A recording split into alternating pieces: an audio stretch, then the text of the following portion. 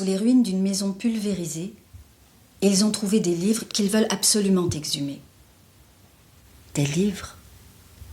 Répète-t-il étonné. Au cœur de la guerre, l'idée lui paraît saugrenue.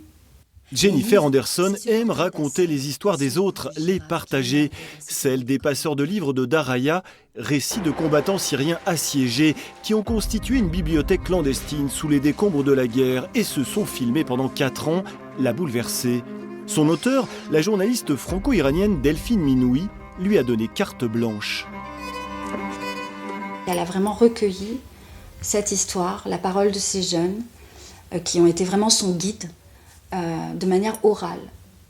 Et elle leur a fait la promesse de faire ce livre, de porter leur parole, de la faire connaître au monde entier, de faire connaître cette histoire extraordinaire.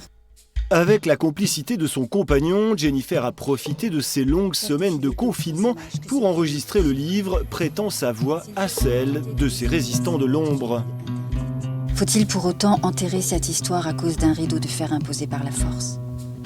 Se contenter d'être les témoins impuissants d'une barbarie sans pareille qui se déroule en direct sur nos téléviseurs ? Nous, en tant que conteurs, nous sommes des passeurs. Et là, c'est vrai que j'ai été très émue parce que ce livre redonne toute la noblesse à ce mot de passeur, c'est-à-dire d'être dans cette transmission-là. Vous pourrez suivre cet émouvant récit sous la forme de 15 épisodes quotidiens en accès libre. Rendez-vous sur le site des Arts du Récit du 11 au 26 mai.